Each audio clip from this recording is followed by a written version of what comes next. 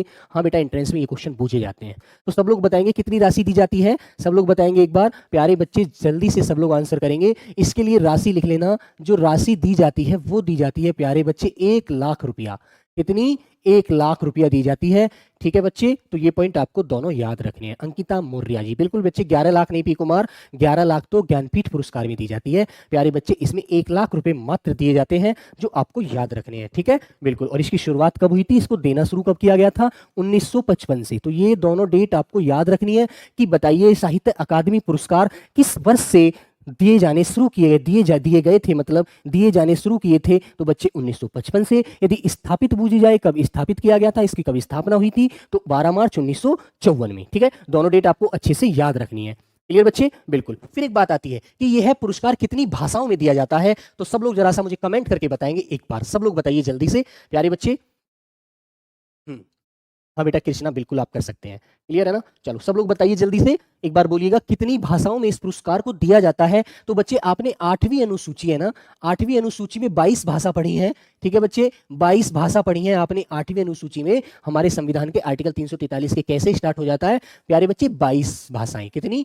22 भाषाएं। लेकिन बच्चे याद रखना, इसमें 2 भाषाएं और जोड़ी गई हैं, जो हमारी कौन कौन सी भाषा है वो भी आप याद रखना। एक तो है बच्चे राजस्थानी, ठीक है, एक तो भाषा होती है राजस्थानी और दूसरी है प्यारे बच्चे अंग्रेजी। ठीक है, कौन सी? अंग्रेजी। तो कुल मिलाकर के 24 भाषाओं में यह पुरस्कार दिया जाता है। नोट रखेंगे, अब तो गलती नहीं करेंगे, क्वेश्चन याद रखना। 22 भाषा तो हमारी आर्टिकल जो हमारी अनुसूची 8 है उसमें है, जो 22 भाषाओं का विवरण हमको मिलता है। क्लियर? और 2 भाषा और कौन सी है? राजस्थानी और अंग्रेजी। तो दोनों पॉइंट क्लियर आपके? बताइए सारी चीजें स्पष्ट है ना? शालिनी प्रजापति प्यारी बच्ची बिल्कुल क्लियर होना चाहिए कि 22 भाषा तो 8वीं अनुसूची में और 2 भाषा जो राजस्थानी और अंग्रेजी को मिलाकर 24 कुल भाषाओं के अंदर इस पुरस्कार को वितरित किया प्रदान किया जाता है।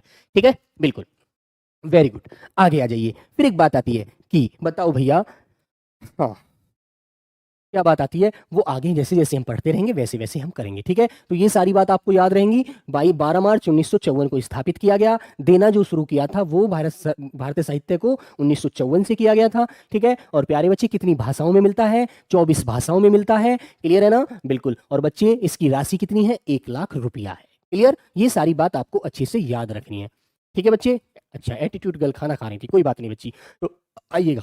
और बच्चे मैंने जो ये कृति लिखी है सब ये हिंदी की कृति है और मैंने फालतू नहीं लिखी है, क्योंकि यदि मैं सारी कृतियों को लिख देता तो बच्चे फिर आप कंफ्यूज होते। मैंने सिर्फ वही कृतियां लिखी हैं जो हिंदी साहित्य में इंपॉर्टेंट है, जो हमको पढ़नी है। ठीक है बिल्कुल। तो बच्चे आ जाइए। पहला तो देखो शुरुआत की गई थी 1955 में, और 1955 में शुरुआत करने के बाद किसको मिला था पहला पुरस्कार? हिमतरंगिणी को। किसको मिला था? हिमतरंगिणी काव्य को मिला था बेटा। काव्य, गद्य और पद्य तो आप जानते हैं ना, गद्य और काव्य। तो बच्चे किसको मिला था? हिमतरंगिणी को मिला था। और किसके द्वारा?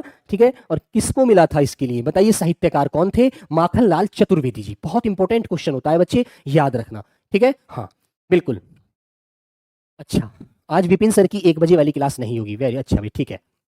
तो बच्चे याद रखिएगा, हिमतरंगिणी को दिया गया था। फिर 1956 में दिया गया इसको। किसको मिला था बच्चे? पद्मावत संजीवनी व्याख्या। ठीक है, इसमें व्याख्या की गई थी इसकी, कौन है साहित्यकार? वासुदेव शरण अग्रवाल। ठीक है, लेकिन बच्चे याद रखना, इसमें सारी चीजें, सारी जितनी भी रचना, जितनी भी कृतियां हैं वो इंपॉर्टेंट है, ये आप अच्छे से याद कर लेना। मैंने पूरा अंबार नहीं लाया आपके लिए, बहुत ही सेलेक्टेड क्वेश्चन यहाँ पर मैं आपके सामने लाया हूँ जो परीक्षा में पूछे जाते हैं, है ना?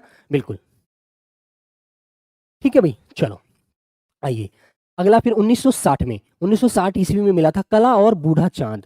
कला और बूढ़ा चांद काव्य के लिए किसको मिला? सुमित्रा नंदन पंत जी को दिया गया। किसको प्यारे बच्चे? सुमित्रा नंदन पंत जी को यह पुरस्कार मिला था, साहित्य अकादमी अवार्ड। ठीक है बिल्कुल। फिर एक बात आती है, फिर आते हैं 1961 में। 1961 में मिला था भूले बिसरे चित्र। ठीक है प्यारे बच्चे, इनका उपन्यास था, ये किसका उपन्यास था? भगवती चरण वर्मा जी का उपन्यास था, जिसको प्यारे बच्चे साहित्य अकादमी द्वारा साहित्य पुरस्कार से नवाजा गया। ठीक है बिल्कुल।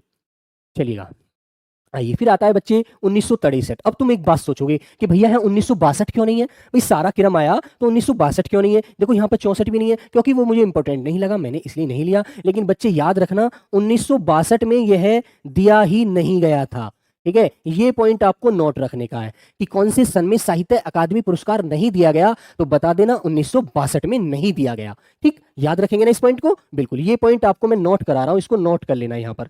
ये भी 1962 में साहित्य अकादमी पुरस्कार नहीं दिए गए थे। क्लियर? बिल्कुल, हाँ 1962 में। ठीक है बच्चे, चलिएगा। फिर आगे आता है 1963। 1963 में सारे बच्चे प्रेमचंद जी ठीक है प्रेमचंद जी, और ये क्या लगा हुआ है, अपूर्ण विराम। कलम का सिपाही जो जीवनी है किसकी, अमृत राय जी को मिला है, इस पर जीवनी लिखी थी अमृत राय जी ने। ठीक है, तो इसके लिए इनको साहित्य अकादमी अवार्ड से क्या गया, नवाजा गया था। ठीक है, बिल्कुल प्यारे बच्चे। आइए, फिर आया बच्चे 1966 में। 1966 में किसको मिला था, मुक्ति बोध उपन्यास लिखा था। ये किसने लिखा था बच्चे, जैनेन्द्र कुमार ने। जैनेन्द्र कुमार जी के द्वारा इसको उपन्यास को लिखा गया था मुक्ति बोध के नाम से, जिसके लिए इनको साहित्य अवार्ड दिया गया। क्लियर, देखो बहुत ही इंपॉर्टेंट है सारे, इसलिए बच्चे मैंने ये सारे इंपॉर्टेंट वाले लिखे हैं, फालतू नहीं लिखा है एक भी। क्लियर, ये पेपर में हमेशा इनको मिलने की संभावना होती है, इसलिए मैंने ये सारे ही लिखे हैं, वो कीर्तियां लिखी हैं जो पेपर में बहुत ज्यादा इंपॉर्टेंट बनती हैं। ठीक है, बिल्कुल राम राम भाई करण निमेश। चलिएगा 1967 के दशक में आते हैं प्यारे बच्चे, अमृत और विष। ये अमृत और विष उपन्यास था किसका, अमृतलाल नागर जी का। इन्हें भी प्यारे बच्चे साहित्य अकादमी अवार्ड से नवाजा गया था।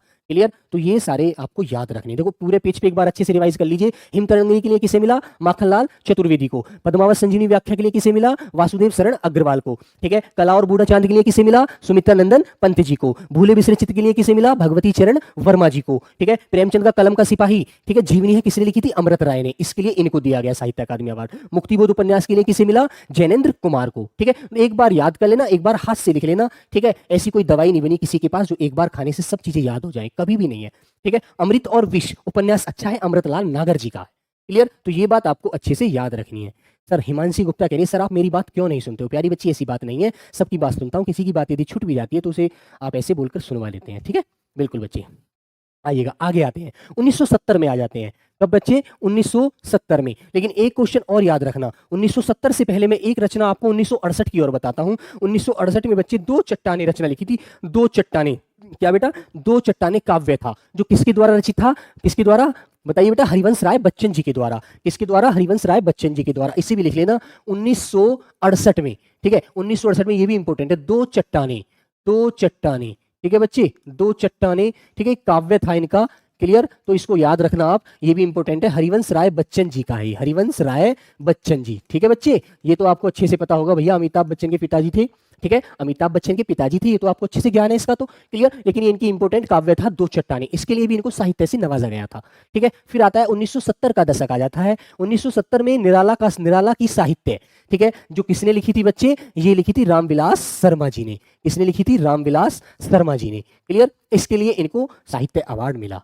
क्लियर है ना, बिल्कुल। फिर आता है बच्चे 1972, ये वेरी इंपॉर्टेंट है, ये वेरी इंपॉर्टेंट है 1972 का सन, क्योंकि आगे आप जाएंगे 1972 में तो ज्ञानपीठ भी मिलेगा रामधारी सिंह दिनकर को उर्वशी के लिए, इसलिए आपको ये 1972 रट के रखना है बिल्कुल दिमाग में। ठीक है, गेहूं काट कर आए हैं लोकेंद्र राजपूत, बिल्कुल प्यारे बच्चे, मम्मी पापा का हाथ बटाना चाहिए, काम करना चाहिए, अपने घर का ही तो काम है, बिल्कुल बहुत बढ़िया। तो बच्चे निराला की साहित्य, इसके लिए किसे मिला, रामविलास शर्मा जी को इससे नवाजा गया था साहित्य अकादमी अवार्ड से। फिर आया बुनी हुई रस्सी, काव्य है जो भवानी प्रसाद मिश्र जी के द्वारा रचित है। ठीक है, जिसके लिए इनको साहित्य मिला। क्लियर, बिल्कुल। देखो वो क्वेश्चन मैंने यहाँ पर लाया हूँ जो परीक्षा के लिए वेरी वेरी इंपॉर्टेंट है, फालतू का मैंने सारा एकदम इकट्ठा नहीं किया। बार पढ़ने भी बच्चे के दिमाग में कहाँ तक सारे, छोटा सा दिमाग है, उसको मैथ भी पढ़ना है, जीएस भी पढ़नी है, रीजनिंग भी पढ़नी है, हिंदी भी पढ़नी है। क्लियर है ना, बिल्कुल। तो प्यारे बच्चे, इसलिए मैंने ये बिल्कुल छांट करके जो अच्छी अच्छी रचना, अच्छे अच्छे काव्य हैं, अच्छे अच्छे उपन्यास है, वही यहाँ पर नोट करे हैं। क्लियर है ना, बिल्कुल। फिर आता है 1974 का दशक आता है, जिसमें बच्चे मिट्टी की बारात, ठीक है, कल मैंने रचना लिखवाई थी आपको, मिट्टी की बारात सिंह मंगल सिंह सुमन ने लिखी थी, के द्वारा रचित है, जिसके लिए इनको साहित्य मिला। ठीक है, बहुत बड़ा। चलिए 1975, फिर आता है 1975, ये तमस। 1975 में तुमने देखा होगा इमरजेंसी लगा दी थी, इंदिरा गांधी की सरकार थी, इंदिरा गांधी ने इमरजेंसी लागू कर दी थी। ठीक है, तो तमस का मतलब तो आपको पता ही है बच्चे, यहाँ पर होता है अंधियारा। ठीक है, क्या होता है, अंधियारा कह देंगे, अंधेरा कह देंगे, अंधकार कह देंगे। ठीक है, प्यारे बच्चे, तमस ये उपन्यास है, वेरी इंपॉर्टेंट होता है, जो किसके द्वारा लिखा हुआ है, भीष्म शाहनी जी के द्वारा। परीक्षा में पूछ लिया जाता है कि बताइए तमस किसका उपन्यास है, तो किसका है, भीष्म शाहनी जी का है। ठीक, बिल्कुल। क्लियर है बच्चे, हाँ बेटा, अंकित मौर्य वो तो 21 का दौर आ जाएगा बेटा। ठीक है, चलो आ जाइए 1969, फिर आते हैं बेटा 1969 में। लेकिन 1973 में यदि आपसे एक क्वेश्चन पूछा जाए, ठीक है, 1973 में एक क्वेश्चन और नोट करा रहा हूं यहां पर, ठीक है, वो आलोक पर्व, 1973 में नोट रखना, आलोक पर्व है एक, आलोक पर्व। आप मुझे आंसर बताएंगे, आलोक पर्व किसके द्वारा रचित है, बताइए प्यारे बच्चे, आलोक पर्व। बताइए, आलोक पर्व किसके द्वारा रचित है, किसने लिखा है उसको बताइए सब बच्चे। तो बच्चे आपको पता होगा, हजारी प्रसाद द्विवेदी जी के द्वारा रचित है। हजारी प्रसाद द्विवेदी जी को मिला था इसके लिए साहित्य, ठीक है। तो याद रखना, ये भी अच्छा था, मुझे याद आ गया। आलोक पर्व 1973 का दौर था जब आलोक पर्व के लिए उनको साहित्य से नवाजा गया था, ठीक है। सर पीडीएफ कहाँ मिलेगी? आकाश दीक्षित, प्यारे बच्चे यूट्यूब की क्लासों की पीडीएफ नहीं मिलती है ना, बिल्कुल। चलो, तो 1975 में तमस जो किसके द्वारा है? भीष्म शाहनी जी के द्वारा। फिर आइए 1979 में आ जाइए, कला सुनना, कल सुनना मुझे, कल सुनना मुझे काव्य है प्यारे बच्चे, जो किसके द्वारा रचित है बताएंगे आप लोग? सुदामा पांडे धूमिल। ये धूमिल धूमिल याद रख लेते हैं हम लोग, लेकिन हमें क्या होता है प्यारे बच्चे, नाम याद नहीं रह पाता इनका पूरा, तो याद रखना सुदामा पांडे इनका पूरा नाम है और ये धूमिल इनका उपनाम है। और एक बात मैंने आपको बताई थी कि जब मैंने आपको विराम चिन्ह पढ़ाए थे तो बच्चे ये बात ध्यान रखना कि एक यदि किसी का उपनाम होता है तो उसे इकहरे अवतरण या उद्धरण चिन्ह से बंद करते हैं, और बच्चे यदि किसी की कही हुई बात को ज्यों की त्यों लिखते हैं तो उसे दोहरे उद्धरण चिन्ह से बंद करते हैं। याद रखना इस बात को, है ना। एक दो बात मैंने और ऐसी ऐसी बताई है जो आपको मतलब कि व्यवहारिक बातें हैं, क्लियर है ना। चलो आगे आइए, 1980 में आ जाइए, जिंदगी जिंदगी नामा जिंदगी रुख उपन्यास। देखो कितना सुंदर उपन्यास है, कृष्णा सोबती जी का है, ठीक है। इसके लिए इनको साहित्य से नवाजा गया था, ठीक है, बिल्कुल। तो प्यारे बच्चे याद रखना, क्लियर, बिल्कुल, बहुत बढ़िया। तो इस बात को आप बहुत अच्छे से याद रखना बच्चे कि जिंदगी नामा जिंदा रुख उपन्यास किसका है? कृष्णा सोबती का द्वारा रचित है, ठीक है। इसके लिए इनको साहित्य दिया गया था, क्लियर है ना। चलो आगे आते हैं, 1990 में आ जाते हैं। नीला चांद, नीला चांद उपन्यास था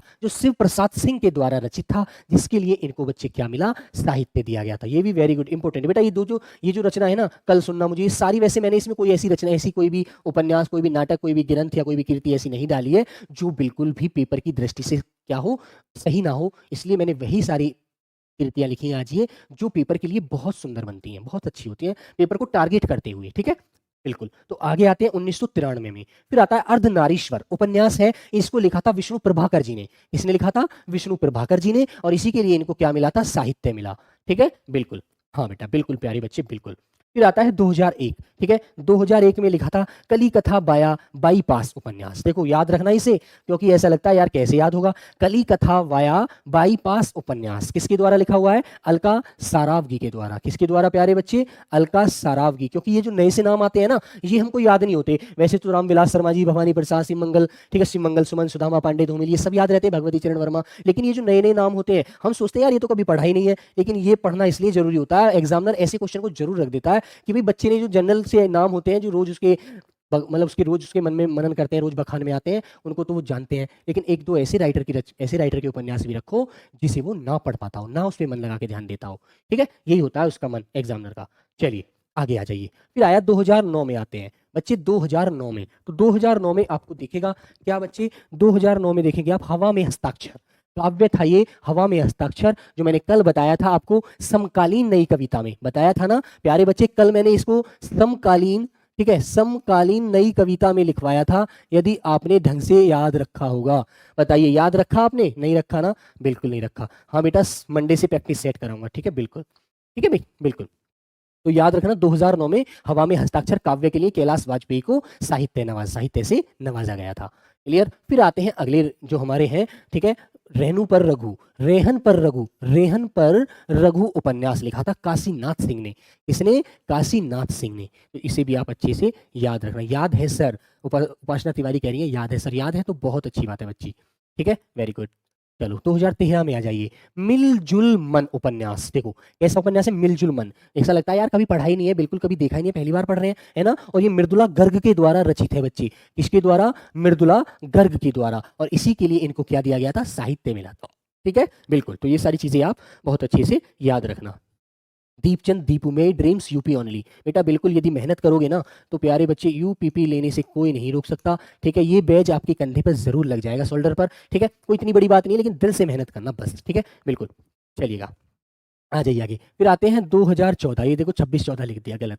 2014 ईस्वी में, तो इसमें मिला था विनायक उपन्यास था, जो रमेश चंद्र शाह के द्वारा, ठीक है, किसके द्वारा लिखा हुआ है? रमेश चंद्र शाह के द्वारा लिखा हुआ है, रचित है। इसके लिए इनको क्या मिला प्यारे बच्चे? साहित्य अवार्ड दिया गया था। किससे नवाजा गया इनको? साहित्य अकादमी पुरस्कार से नवाजा गया, ठीक। बहुत अच्छे से आप लोगों को याद रखना है। 2016 जब पेपर आया था ना 2016 में के बाद 18 की जब यूपी पुलिस की भर्ती हुई थी तो नाशिदा शर्मा को पारिजात है ना, पारिजात उपन्यास बूझा था। ठीक है, पारिजात उपन्यास, तो ये बेटा इंपॉर्टेंट होता है परीक्षा की दृष्टि से, है ना, बूझा गया है पीछे, आगे भी बूझा जा सकता है, इसलिए आपको याद रखना है। क्लियर, बिल्कुल। चलो फिर आता है 2017 का दौर है, जिसमें विश्व मिथक सरित सागर साहित्य समालोचना लिखी है इन्होंने। ठीक है, नमस्ते भाई शैलेश चौधरी। ठीक है, तो प्यारे बच्चे ये लिखी थी रमेश कुंतल मेघ ने। ठीक है, तो रमेश कुंतल मेघ को इसके लिए साहित्य दिया गया था। ठीक है, बिल्कुल, बाकी बैच में शिफ्ट हो गया हूँ। बिल्कुल भाई, बिल्कुल शैलेश चौधरी, बिल्कुल, बहुत बढ़िया, जबरदस्त मेरे भाई। चलो तो प्यारे बच्चे 2017 में क्या याद रखेंगे, विश्व मिथक सरित सागर साहित्य, ठीक है बेटा, समालोचना है जो रमेश कुंतल मेघ के द्वारा रचित है, जिसके लिए इनको साहित्य दिया गया।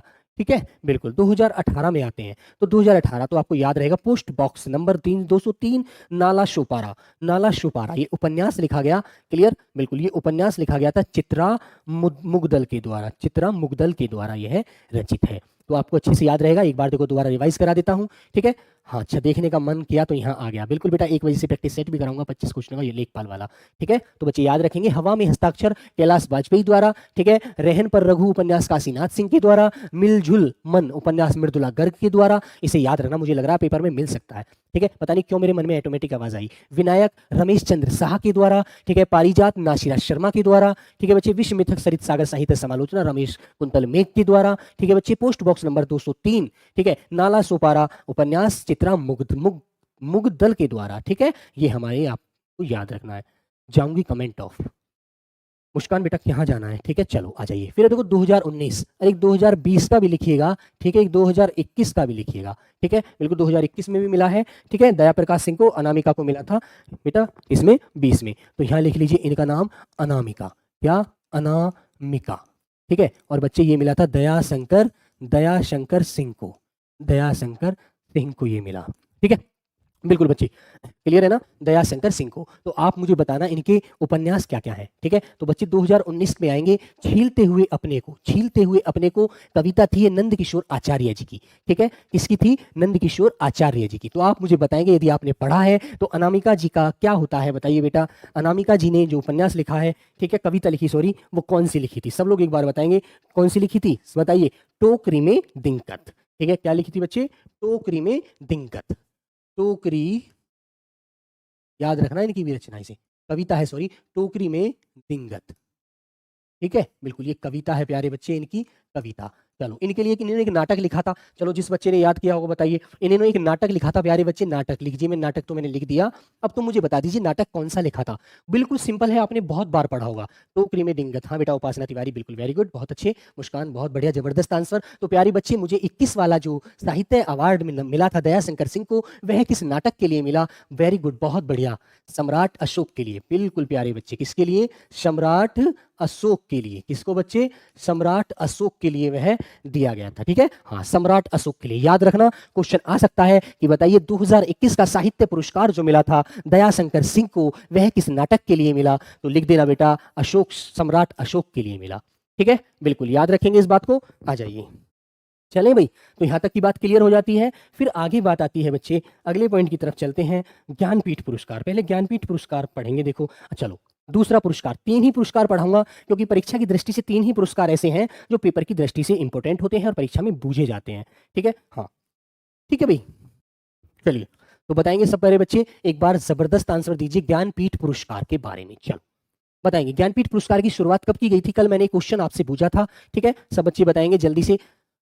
कुछ बच्चों ने कमेंट में आंसर भी दिया था, कुछ ने बिल्कुल भी नहीं दिया, तो सब प्यारे बच्चे जल्दी से आंसर देकर बताइए।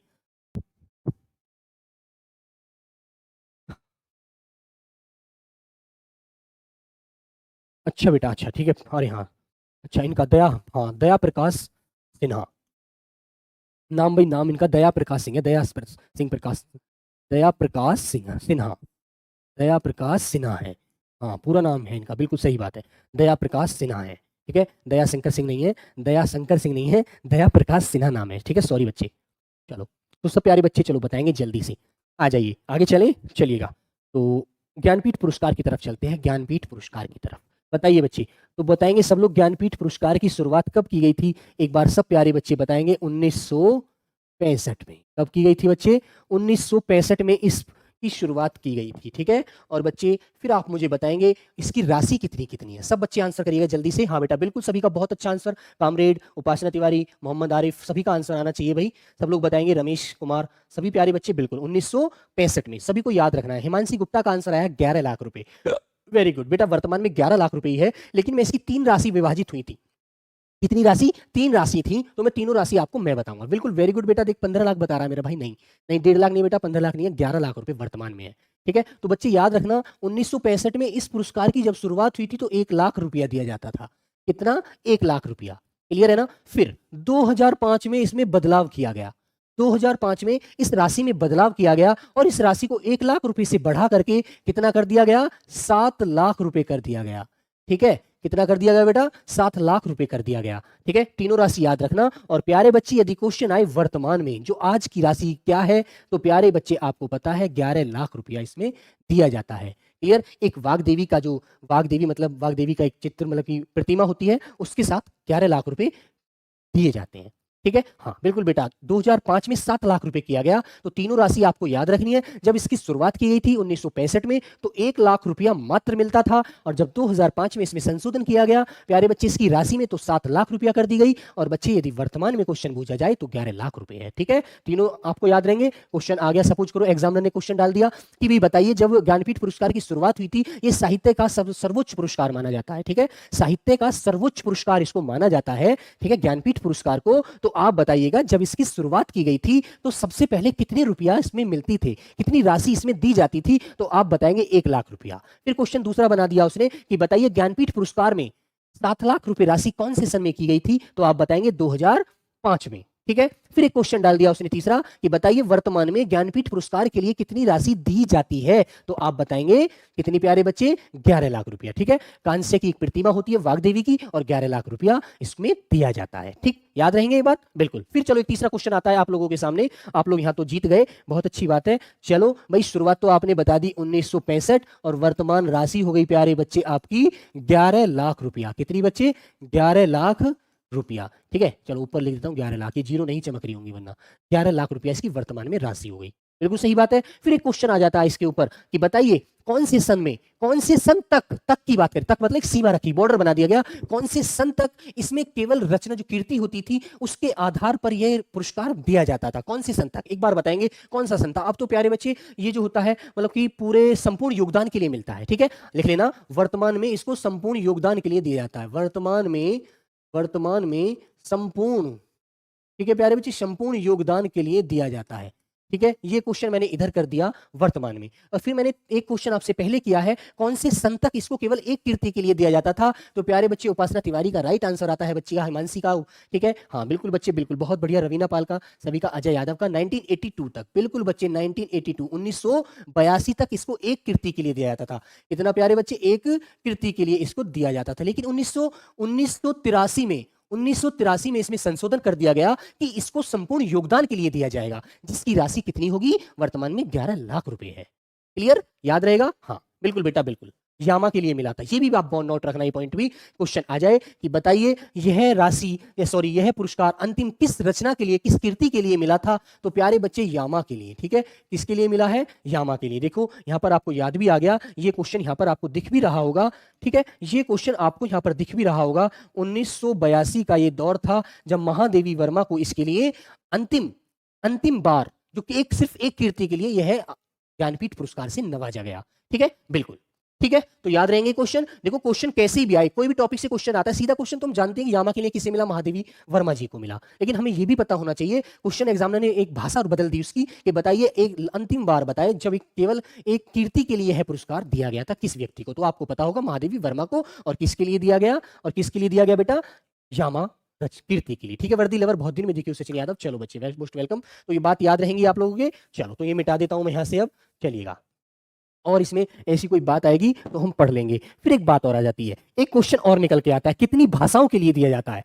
ठीक है, हाँ बेटा सर पुलिस की नौकरी अच्छी होती है, बेटा अच्छी होती है, कोई बुरी नौकरी नहीं होती। इस महंगाई के दौर में नौकरी कोई बुरी नहीं है। ठीक है, हमको मेहनत करनी है, कहीं भी करके अपना काम करना है, नौकरी करनी है, पैसा लेना है, अपने घर परिवार को चलाना है। तो हमें इस अच्छी और बुरी की तुलना अभी नहीं करनी, जब एक बार बुरी भी मिल जाएगी फिर अच्छी के लिए आगे दोबारा तैयारी कर लेंगे। ठीक है, बिल्कुल ठीक है बच्चे। हाँ, दीपक ठाकुर ठाकुर जी प्यारे बच्चे, 23 में नहीं मिलता मेरे भाई, इसको केवल 22 भाषाओं में दिया जाता है ना। याद रखना इस क्वेश्चन को प्यारे बच्चे, केवल 22 भाषाओं में इसे दिया जाता है। कितनी भाषाओं में? 22 भाषाओं में। तो याद रखेंगे आप इस बात को, 23 मत बताना, गलत हो जाएगा वरना आपका आंसर।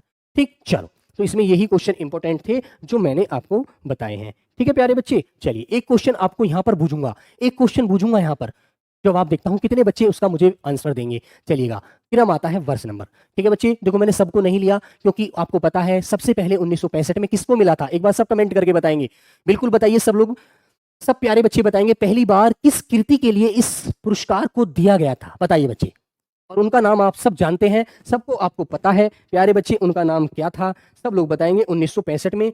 ठीक है, चलो मलयालम भाषा के लिए दिया गया था 1965 में, किसको? जी शंकर कुरुप को, गोविंद शंकर कुरुप को दिया गया था। कब दिया गया था बेटा? 1965 में जी शंकर कुरुप को दिया गया था, ये बात भी आप याद रखना। ठीक है भाई, बिल्कुल जी शंकर कुरुप को मिला था पहली बार 1965 में, किसके लिए? मलयालम भाषा के लिए। याद रहेगा, ये क्वेश्चन आया था कि बताइए सर्वप्रथम ज्ञानपीठ पुरस्कार किसे मिला था, तो आप बता देना किसे मिला था, जी शंकर कुरुप को मिला। और हिंदी में किस किसे मिलेगा वो मैंने आपके सामने लेकर आया हूं। ठीक, बिल्कुल एटीट्यूड गर्ल, हाँ पहले जी शंकर कुरुप को मिला था, बिल्कुल बच्ची बिल्कुल।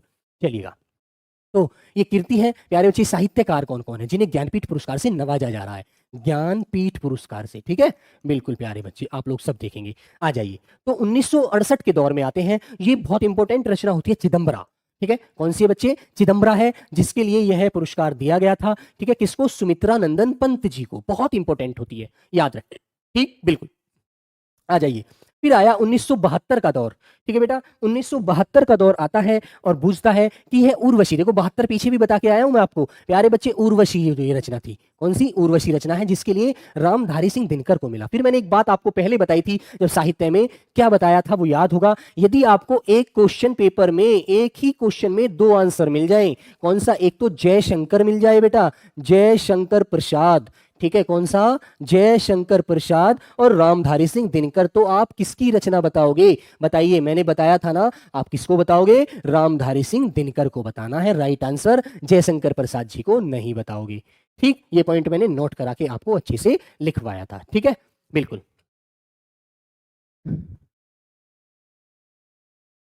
बेटा अभी ये चीजें देखो अपडेट नहीं है दीपक ठाकुर जी, देखो ये चीजें अभी अपडेट नहीं है मलया, हालांकि देखो इसको घोष को मिला है, अमिताभ घोष को 2018 में, लेकिन ये चीजें अभी अपडेट नहीं है। ठीक है, बिल्कुल, जो यदि पेपर में मिलता है, देखो बात सुनो, मैं तुम्हारा भी डाउट क्लियर कर देता हूँ। बिल्कुल, यदि क्वेश्चन पेपर में 22 और 23 आंसर दिए तो फिर हम 23 नहीं बताएंगे बेटा, 22 ही बताना।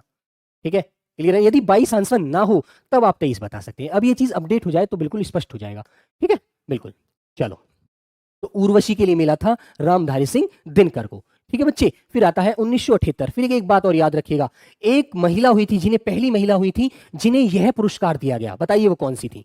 सब लोग बताएंगे कौन सी महिला थी। क्वेश्चन आ सकता है कि बताइए कि वो उस महिला का नाम बताएं जिनको सर्वप्रथम ज्ञानपीठ पुरस्कार से नवाजा गया, तो कौन थी? आशा पूर्णा देवी जी थी। ठीक है बच्चे, बिल्कुल। तो प्यारे बच्चे यहां पर लिखेंगे 1776 में मिला था उन्हें शायद, है ना, 1776 में ही मिला था, 78 से पहले 1776 में, सॉरी 1976 में मिला था बच्चे। 1976 में किसको मिला था?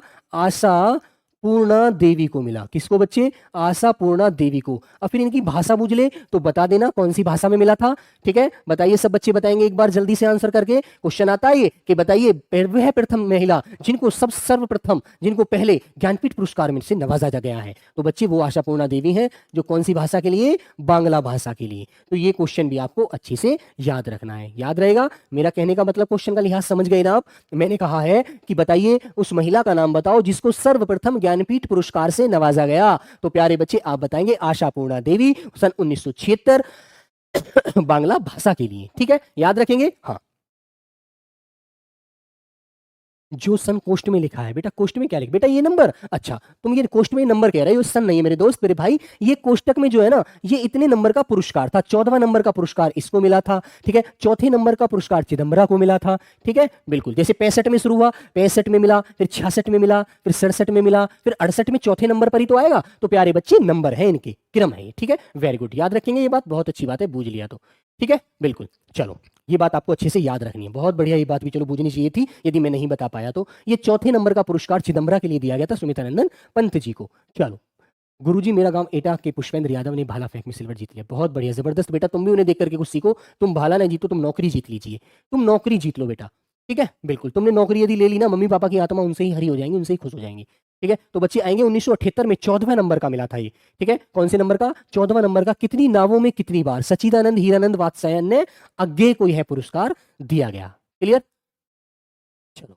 आगे आइए, फिर आता है 1982 में 18वां पुरस्कार, देखो यामा के लिए मिला था महादेवी वर्मा को, तो आप बता सकते हैं कि एक की एकल कीर्ति के लिए, एकल कीर्ति के लिए यह पुरस्कार दिया गया, यह पुरस्कार दिया गया, ठीक है बच्चे, तो ये बात आप यहां पर नोट कर लेना, ये लास्ट कीर्ति थी यामा, फिर उसके बाद संपूर्ण साहित्य पे दिया जाने लगा, संपूर्ण योगदान के लिए, सर एसएससी जीडी में हो गया, बहुत बढ़िया बात है प्यारे बच्चे, बहुत जबरदस्त हो गया, तो सबको वर्दी मिल जाएगी, बस मन लगाकर पढ़ते रहो। 1992 के दौर में आते हैं, 28वां नंबर का पुरस्कार था, जो संपूर्ण साहित्य के लिए किसको दिया गया, नरेश मेहता को दिया गया, तो एक बार रिवाइज कर लीजिए, 10 ही मिले हैं अभी तक, ये याद कर लीजिए, हिंदी में तो 10 ही मिले हैं, 10 के 10 मैं कराऊंगा। चिदम्बरा के लिए सुमित्रानंदन पंत को, कौन से सन में, 1968 में, 1972 में उर्वशी के लिए रामधारी सिंह दिनकर को, 1974 में आशा पूर्णा देवी बांग्ला के लिए प्रथम महिला थी इसलिए, है ना, बिल्कुल, 1978 में कितनी नावों में कितनी बार, सच्चिदानंद हीरानंद वात्स्यायन ने अज्ञे को यह पुरस्कार दिया गया, 1982 में 18वां,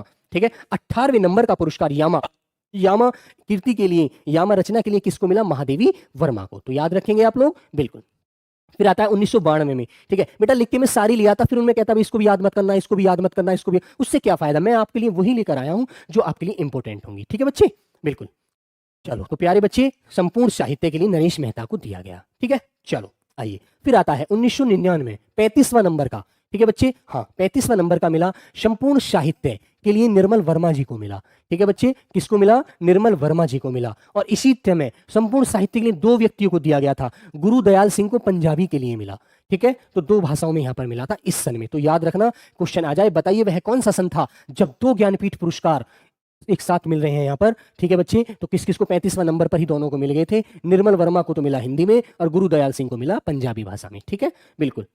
चलिए आगे आता है 2005 संपूर्ण साहित्य, 41वां पुरस्कार था संपूर्ण साहित्य का, तो ये किसे मिला, कुंवर नारायण को, किसे मिला प्यारे बच्चे, कुंवर नारायण को। फिर आता है 2009 का 45वां, ठीक है, 45वां संपूर्ण साहित्य के लिए अमरकांत एवं श्रीलाल शुक्ल जी को, दो व्यक्तियों को दिया गया था, ठीक है, कौन सा प्यारे बच्चे, 45वां पुरस्कार था, 45वां ज्ञानपीठ पुरस्कार, जो दो व्यक्तियों को मिला, अमरकांत और श्रीलाल, जो दो मिले ना एक साथ, याद रखना, ये भी कभी कभी आ जाते हैं बहुत जल्दी से, बुझ ले जाते हैं। 2013 में बेटा 49वां नंबर का संपूर्ण साहित्य के लिए मिला केदारनाथ सिंह को, जो यूपी पुलिस में आया हुआ है प्यारे बच्चे, यूपी पुलिस में पूछा गया क्वेश्चन था, ये बताइए संपूर्ण 49वां मिला है, किसे मिला है ज्ञानपीठ पुरस्कार, वो मिला था केदारनाथ सिंह को। 2017 में 53वां, ठीक है, साहित्य पुरस्कार कृष्णा सोबती को दिया गया, किसको मिला प्यारे बच्चे, कृष्णा सोबती को यह पुरस्कार दिया गया है, ठीक है, बिल्कुल, तो याद रहेंगे ये हमारे हिंदी के पुरस्कार हैं जो हिंदी में मिले हैं, जो मैंने आपको यहाँ पर इंपोर्टेंट हैं जो बताए हैं, ठीक है बेटा, हाँ बिल्कुल आप याद रखिएगा,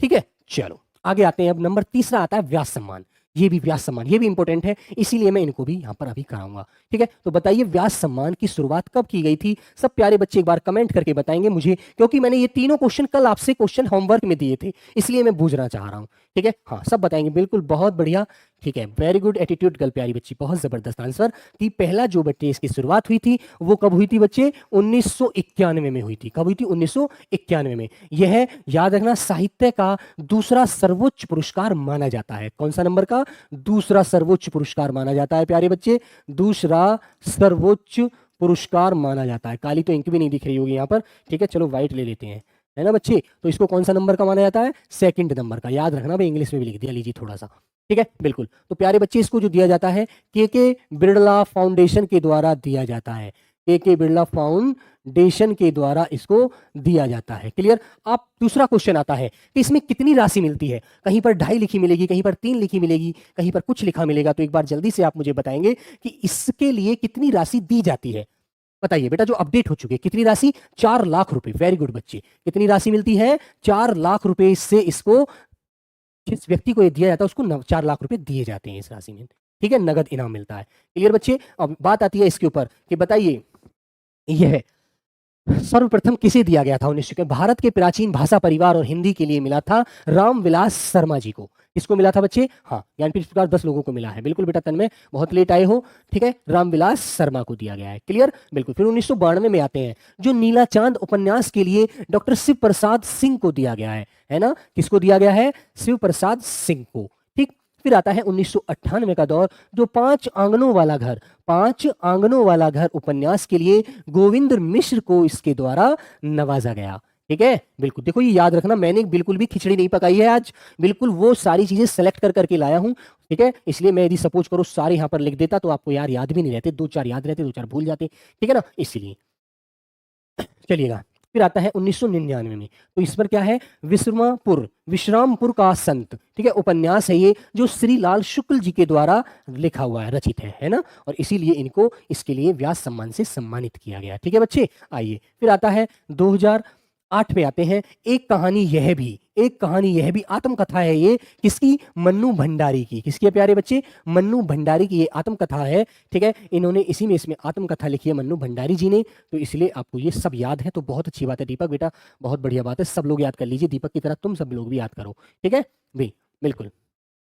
चलो, फिर आगे आता है बेटा 2012 का, न भूतो न भविष्यति। ठीक है, उपन्यास है नरेंद्र कोहली का। इंपॉर्टेंट है बच्चे, बहुत ज्यादा इंपॉर्टेंट होता है, इसलिए याद रखना इसको आप। ठीक है, बिल्कुल। फिर आता है 2017 ईस्वी का, दुखम सुखम। प्यारे बच्चे इंपॉर्टेंट होता है, ममता कालिया को मिला था। किसको मिला? ममता कालिया को व्यास सम्मान से नवाजा गया था। ठीक है, बिल्कुल बच्चे। आइए और देख लेते हैं 2019 में। चलो 2020 का भी देख लीजिए एक बार, 2020 का और एक 2021 का। ठीक है, बिल्कुल। शरद पगारे को मिला था 2020 और 2021 का। ठीक है, चलो 2020 और 2021 भी देख लेते हैं। चलिए, ये कॉलम बना गया, अभी लीजिए। ठीक है, चलो सब लोग बताइए, कागज की नाव।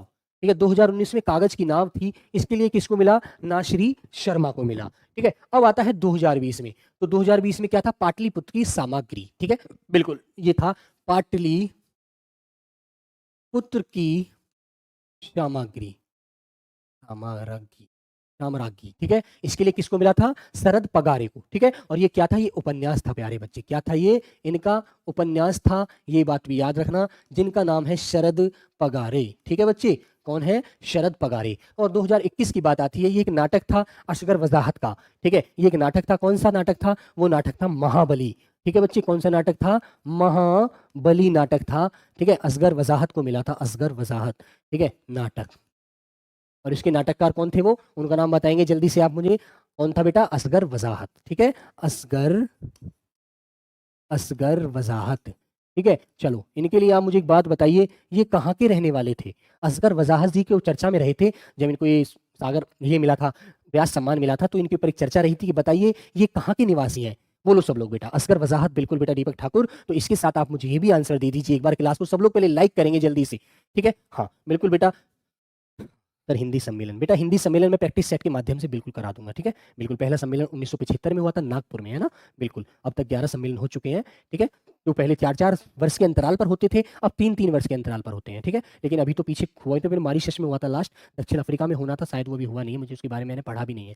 ठीक है, मैं झूठ आपसे बोल दूं कि मैंने पढ़ लिया, मैंने अभी उसके बारे में पढ़ा भी नहीं है, तो इसलिए प्यारी बच्ची मैं ऐसे भी नहीं बता सकता गलत। ठीक है, बिल्कुल। नहीं पता कहाँ के रहने वाले थे प्यारे बच्चे? ये फतेहपुर के रहने वाले थे। कहाँ के? फतेहपुर के रहने वाले थे, है ना? फतेहपुर यूपी। क्लियर है ना? तो ये पॉइंट आप नोट रखना।